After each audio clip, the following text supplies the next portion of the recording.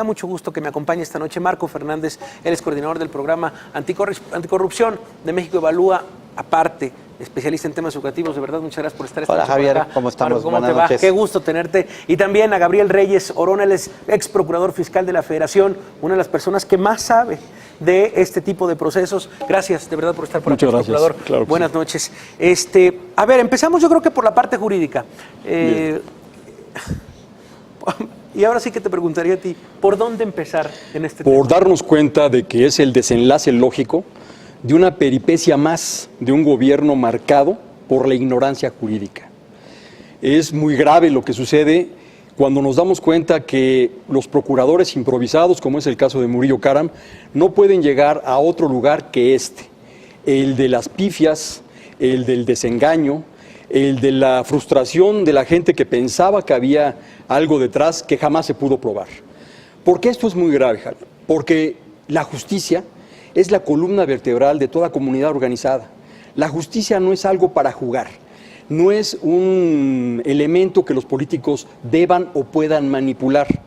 Si Enrique Peña Nieto, o Murillo Karam o el propio Osorio Chong no tenían el nombre, la presencia o la capacidad de formar una imagen pública, no lo debieron hacer jugando con la justicia. ¿Qué es lo que pasa? Esto fue una dura prueba a el sistema de justicia. ¿Por qué? Porque vimos cómo desde la Secretaría de Gobernación se trató de litigar. Cómo funcionarios públicos pensaron que podían moldear y hacer de la justicia lo que ellos quisieran. Y esto, y repito, que fue una dura prueba para la justicia, creo que ha sido exitosamente superada. ¿Por qué? Porque el articulado de pesos y contrapesos que hay en el Poder Judicial de la Federación impidió que los consentidos, que los carnales del poder público obtuvieran una sentencia a modo. Esto pone sobre la mesa el estudio muy profundo que tiene que hacerse sobre el Consejo de la Judicatura Federal.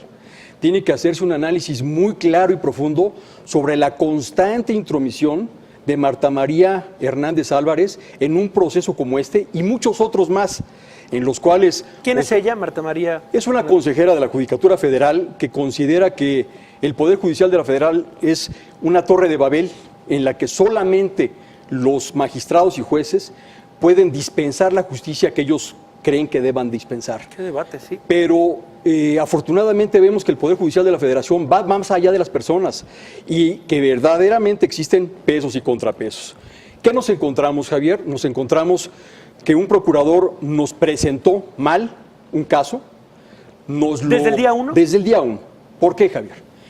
Explicando un poco el caso del Bester, ¿cuáles son, de qué está acusada el Bester Gordillo y por qué empieza mal o empieza con el pie izquierdo la justicia mexicana? La acusación central era lavado de dinero. Y para que exista lavado de dinero necesitamos un elemento fundamental, que es el origen ilícito de los recursos. Sin embargo, aquí lo que nos dicen es que los recursos de entrada ya estaban acopiados o eran parte del patrimonio del sindicato. En ese momento, el manejo bueno o malo de los recursos del sindicato es una situación entre los agremiados y sus líderes. El gobierno federal no puede decidir cuándo un líder sindical hace bien las cosas conforme a los estatutos de un sindicato. Los líderes sindicales son eso, son personas que tienen una capacidad de generar la expectativa de representatividad en sus agremiados. El actual dirigente, pues, no deja de ser un funcionario impuesto. Juan Díaz, claro. Sí. ¿Qué es lo que sucede? Que tenemos a un Bester Gordillo que ha sido líder. ¿Qué va a suceder ahora con el sindicato? Pues lo que va a suceder es que los factores reales, las bases reales del sindicato van a decidir o deben decidir quién los debe representar. Porque te decía yo, Javier, hace unos minutos que platicábamos, ese asunto no debía haber durado más de 2 meses. ¿Ah, sí? O sea, así de claro es. O sea, a ver, creo que complementando lo que dice el licenciado, o sea, lo que desde mi perspectiva evidencia la decisión es, por un lado, la politización de la justicia recurrente en este país. O sea, es mucho más grosera la forma en que se hizo bajo la actual administración, pero lamentablemente no es la primera vez que se politiza la justicia, en el que se hacen acusaciones y se evidencia además la incapacidad de la autoridad para realmente tener elementos con capacidades técnicas para poder allegar los elementos. Y sí es cierto que había, no solamente era lavado de dinero, después le dijeron que era malversación de fondos, luego que defraudación fiscal, que no había pagado el ISR. O sea, le fueron metiendo y cada uno de los delitos se fue cayendo. Entonces, por un lado, aquí hay de dos. O solamente eran imputaciones con orígenes políticos, o además tenemos, una procuraduría, tanto por parte de la PGR como la mala coordinación con la Unidad de Inteligencia Financiera de Hacienda, para hacer lo básico que uno esperaría en las investigaciones contra presuntos delitos de corrupción, que es el seguimiento del dinero. Así es. Si sí es cierto que todo esto estaba ocurriendo, pues ¿dónde está la capacidad para ver cómo se hicieron las triangulaciones de los recursos? Sí, que estos recursos eran mal habidos, que realmente era delincuencia organizada porque estaba la cajera del Sindicato Nacional de Trabajadores, miembros del Comité Ejecutivo, todos ellos firmando, y de ahí se agarraron para decir, esto fue una orquestación de voluntades y por lo tanto están haciendo delincuencia organizada. Y era la forma de tratar de amarrarlo jurídicamente. Usted es el abogado, pero lo que entiendo es que precisamente con esa acusación la dejaban en la cárcel, no podía salir bajo fianza porque los otros delitos sí podían pagar la fianza, y así nos fuimos 5 años, 5 meses. Para detenerlo, esa es la acusación anzuelo, que la mantiene. ¿Qué es lo que está buscando la autoridad cuando hace una acusación de esta naturaleza? Gravedad en el tipo. Lo que quieren es que sea una acusación tal que primero se lleva a cabo la aprehensión y la detención de la persona indeseable para el poder público, y años después se conoce la verdad jurídica. Eso no le debe pasar a nadie. Nos caiga bien o nos caiga mal, un sistema jurídico debe estar basado en la igualdad, en la equidad en la justicia, en la forma en la que se administra de manera correcta y debida la justicia. Decíamos hace ratito, ¿por qué no podía haber lavado dinero? Porque el origen no era ilícito. ¿Por qué se debió haber acabado inmediatamente? Porque si, como sucedió en el caso del Pemex Gate, el sindicato hubiera dado la oportunidad de decir, bueno, si algo no se ejerció correctamente, yo lo devuelvo, en ese momento es un tema que se acaba dentro del sindicato. No debe rebasar, o sea, trataron al sindicato como si se tratara de una dependencia federal, y si los recursos que estaban dentro del patrimonio del sindicato fueran recursos que debieran ser fiscalizados como una dependencia federal. Cuando no es así. Cuando no es así. ¿Qué es lo que ha sucedido? Que eso se tendría que evaluar. De hecho, técnicamente, en estricto sentido jurídico, no puedo más que estar de acuerdo con lo que se está diciendo. Sin embargo, hay muchos sin embargo. Hay muchos sin embargo. O sea, primero que nada, cuando uno observa, y ya es cosa juzgada y demás, pero cuando uno observa el estilo de vida y la influencia que llevó esta señora por años sobre el sistema educativo, pues yo creo que ese sindicato es súper generoso, con unos salarios estrafalarios, porque pues da para tener casas en todos lados y la multiplicación de los bienes. Siempre ella se trató de zafar con que eran los centenarios famosos que le había regalado su abuela, pero eso que se lo crea a su abuela. Obras de arte porque realmente no es esos poco centenarios sostenible. que se los crea la su abuela. Exacto. Okay. Entonces, en ese sentido, eso me parece que es terrible. Se evidencia además, yo recuerdo que cuando fue esa aprehensión y se estaba especulando de las implicaciones para que por fin iba a haber mejor manejo de los recursos públicos en educación, yo recuerdo que dije, bueno, es que Alibaba la metieron al bote, y los 51 ladrones, que eran los 51 miembros del Comité Ejecutivo Nacional, que son los secretarios de las secciones sindicales, estuvieron libres, ¿eh? Porque los desvíos que ha habido de recursos del sindicato y demás, no solamente fue obra del Bester Gordillo. Pero lo que quedó claro con esto es que fue una acusación motivada políticamente a la luz de lo que estaba pasando con la reforma educativa. Y eso es un despropósito, ¿no? O sea, de verdad, pongámoslo sobre la mesa.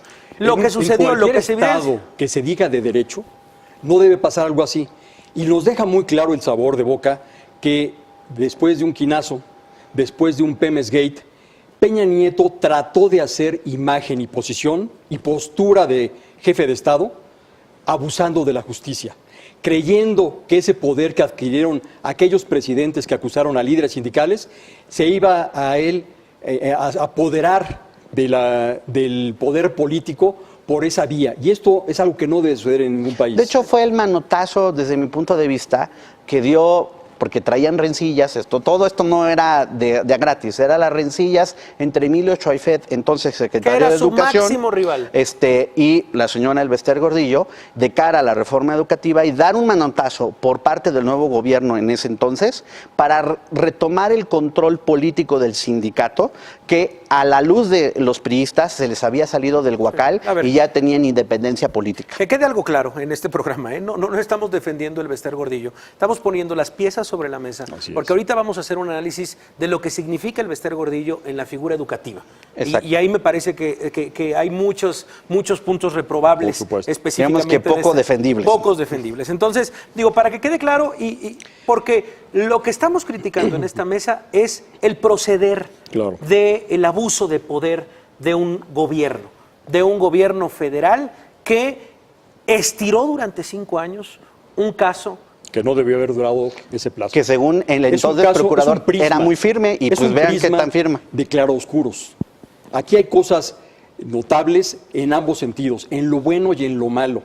Ya dijimos que lo bueno fue cómo el Poder Judicial afrontó la situación, pero lo malo es que nos damos cuenta cómo los procuradores que nos han dado los políticos de los diversos partidos no han estado a la altura del país. Aunque solamente yo pondría, digamos, una nota al pie respecto al papel del Poder Judicial. Sí. Porque pues dio el ancho, pero lo dio el ancho 5 años, 5 meses y unos días después, ¿verdad? Porque en un principio, pues el Poder Judicial pues sí cooperó, o ciertos jueces sí cooperaron para dar las órdenes de aprehensión, para mantener a la señora en la cárcel y demás. Esa lección que comentas es la que debemos aprender todos los mexicanos.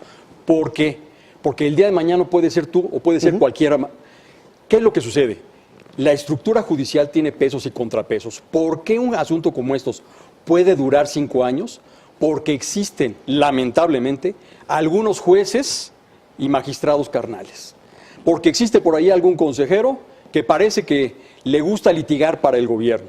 Y eso es lo que hizo que esta liga se estirara 5 años. Que hubiera un aprisionamiento político por 5 años cuando no tenía méritos de fondo para ser procesado judicialmente. Pero además creo, perdón Javier, pero además creo que esto evidencia algo fundamental de cara a los debates que vienen para las próximas semanas para el país. Evidencia el por qué se necesita de una vez por todas sentar las bases de la profesionalización y autonomía verdadera con capacidades técnicas de una Fiscalía General de la República. Tocas el tema, porque mientras sigamos teniendo, o sea, el arreglo que tenemos, por más promesas de que hay una persona buena que va a ser procurador, la forma en que está diseñada y cómo funciona la Procuraduría, hay sus casos de excepción, pero lamentablemente es una institución que no está formada a partir del mérito, sino que tiene un montón de vicios que lamentablemente se tienen que extirpar, y que este caso, como lo que pasó en Ayotzinapa y un largo etcétera, evidencia las debilidades, creo, de la Procuraduría General de la República, pero insisto, además, de la nula o de la muy frágil coordinación que hay entre la Unidad de Inteligencia Financiera, que es la que tiene legalmente el poder de hacer todos los seguimientos de las triangulaciones financieras, que se supone le da los elementos entonces a la Procuraduría para que siga la investigación, y la gente de la Procuraduría lleva los elementos ante el juez. Pero claramente, a la luz de este caso y de múltiples que se han dado, pues esa coordinación, digamos que, por decirlo coloquialmente, es bastante chafa. Sí. Pero es bastante más allá que eso. ¿Por qué? El encargado de la Unidad de Inteligencia Financiera, ¿qué experiencia tenía en asuntos materia de esa Unidad de Inteligencia Financiera? Absolutamente ninguna. ¿No? Recordaremos que es aquel procurador del caso Polet. Decían de broma cuando lo nombraron jefe de la Unidad de Inteligencia Financiera que los lavadores de dinero... Hay que subrayar esto. Sí. Claro, no se ha mencionado. Decían que los lavadores de dinero iban a meter el dinero en los colchones porque ahí este personaje no encontraba nada. No, ¿qué y justo otra vez, tienes toda la razón, esto otra vez evidencia el por qué, si no creamos un verdadero servicio civil de carrera en estas instancias y tenemos controles de pesos y contrapesos al interior de la Fiscalía, pues procuradores vendrán, procuradores irán, y este tipo lamentable de abuso politizado de la justicia va a ser recurrente. Aquí nos enoja más porque es un personaje súper controvertido y en términos estrictamente legales, tienes toda la razón. O sea, abusaron de la ley para meter a alguien que claramente ha encontrado los espacios en la ley para vivir a costa del erario. Pero eso es otra cosa. Pero nos debe sorprender que una persona con la capacidad y experiencia jurídica de Murillo Karam tuviera este resultado. No. Yo creo que es perfectamente lógico. Mientras haya personas inexpertas, con un sesgo político y con una tendencia partidaria en la Procuraduría General de la República, los resultados van a ser estos. Porque recordemos y seamos claros, se habla hoy de una reforma educativa cuando lo que se trató es una reforma laboral del sector educativo. Es una reforma laboral del sector burocrático en materia de educación. Después, años después, comenzaron a hablar de planes y programas de educación.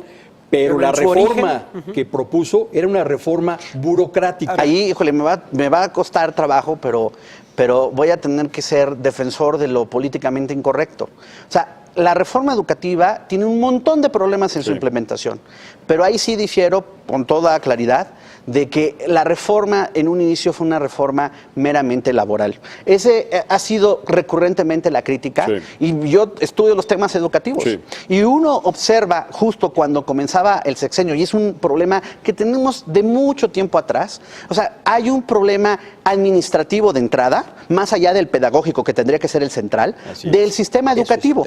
Y entonces tenían, ese sí se tiene que hacer, y se quedaron a la mitad, y lo implementaron mal, el reordenar administrativamente la forma, por ejemplo, en que no sabíamos hasta entonces ni cuántos maestros había en las escuelas públicas del país. ¿Para eso necesitábamos modificar la Constitución? A ver, quiero hacer un paréntesis rápidamente porque nos interesa también conocer la ruta de lo que sigue para el Bester Gordillo.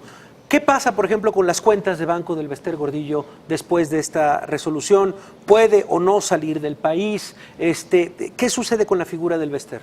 El Bester es una persona que ha sido absuelta en términos llanos, en términos coloquiales, y lo que quiere decir es que no se acreditó la presunta responsabilidad y que el cuerpo de delito que la Procuraduría de la República trató de fantasear durante 5 años simplemente no tiene ningún asidero en la realidad.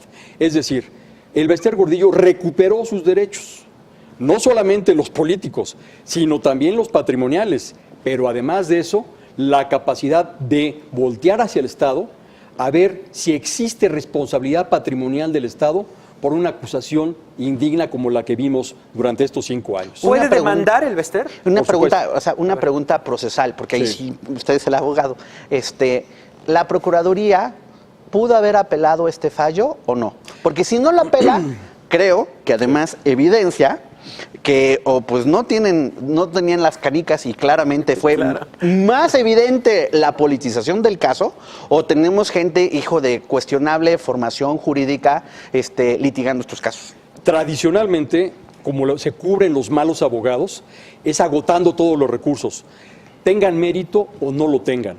Sin embargo, un buen funcionario público no debe abusar de las instancias procesales.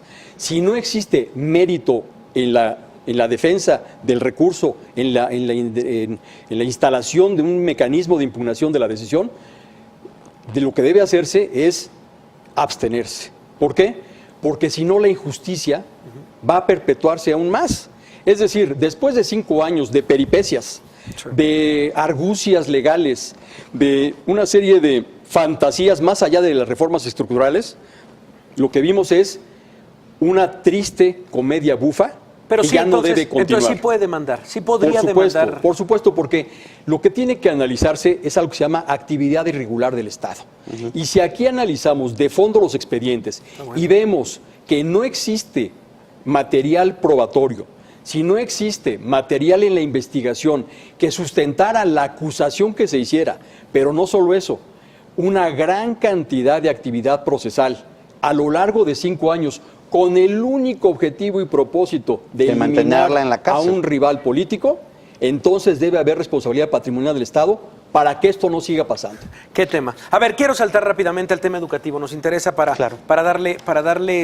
cerrar este debate. ¿Qué significa la figura del Bester Gordillo en el tema educativo? ¿Sigue manteniendo una fuerza dentro del sindicato? ¿Sigue siendo una voz? ¿Cómo se acomoda en este tablero del nuevo gobierno? Bueno, creo que evidentemente va a venir un reacomodo al interior del Sindicato Nacional de Trabajadores de la Educación. Digamos que yo creo que, como platicabas en la mañana, Juan Díaz debe estar muy preocupado y debe estar yendo mucho al gimnasio para tratar de sacar sus preocupaciones. Su estrés. Porque sí va a venir un reacomodo al interior. No es cierto que mucha gente dice, no, es que es un mito que esta señora, no, esta señora, o sea, sí tiene influencia sobre el sindicato, tiene aliados dentro del Comité Ejecutivo Nacional, muchos de ellos además se enfrentan hoy la presión a la luz del descontento de varios de los aspectos de la reforma educativa que necesitan ganar legitimidad y pues se van a reacomodar con las nuevas fuerzas políticas que van a empujar los cambios en contra de la reforma educativa vigente. Y en ese sentido, pues eso digamos que es suelo fértil para el Bester Gordillo y sus familiares que van a volver a tener influencia dentro del sindicato. A su antiguo colaborador del comité ejecutivo pues también va a regresar por sus fueros. Entonces creo que es una, y comparto escuché la conversación que tuviste con nuestro colega Ricardo, Rafael, comparto su preocupación en que en términos estrictamente educativos es una mala noticia.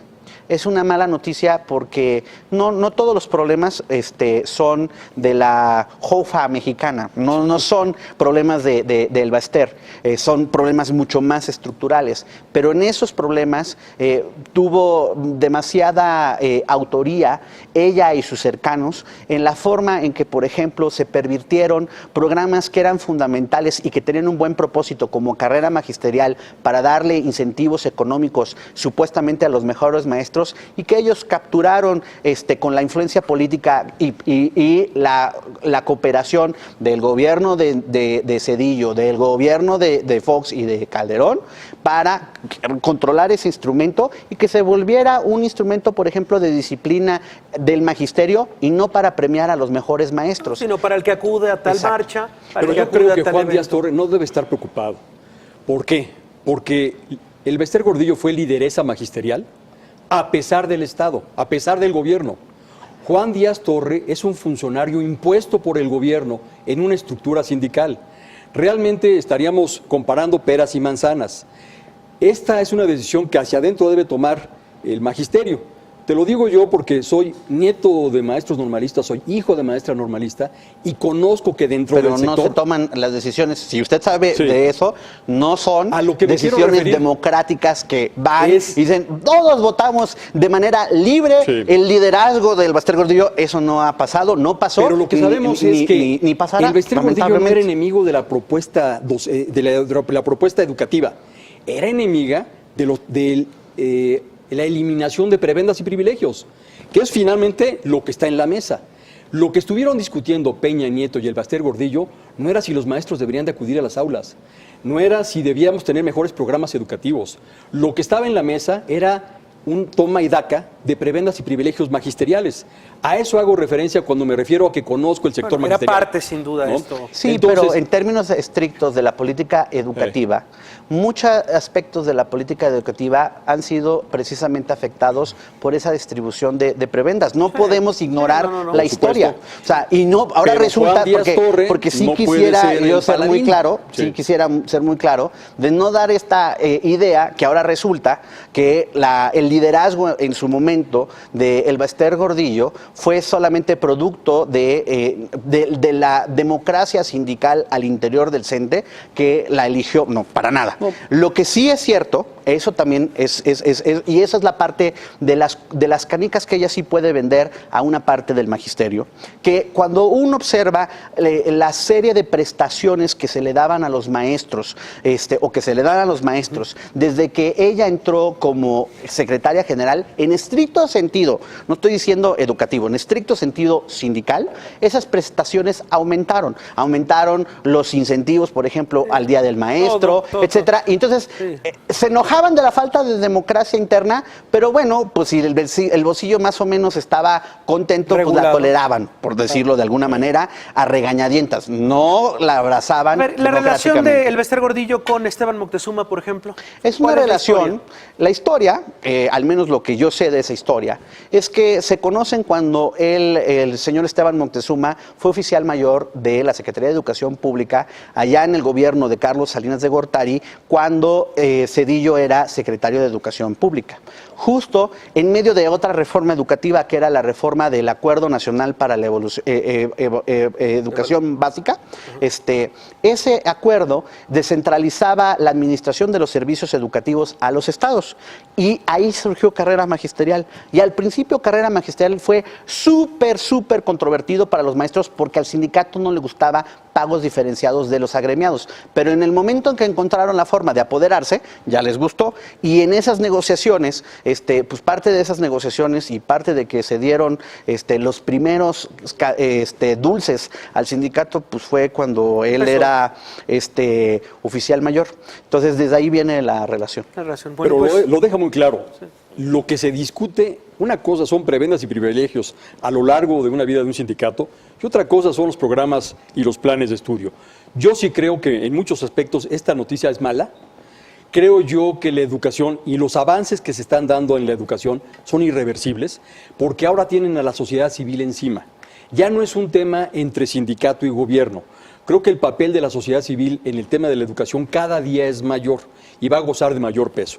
Pero a lo que yo hacía alusión en cuanto a que Juan Díaz pues, no tiene nada que ver ni en el asunto sindical como conquistador o defensor de las conquistas, ni tampoco como un experto en programas educativos, pues yo creo que él debe de regresar a su papel auxiliar administrativo que lo llevó a donde ahora está.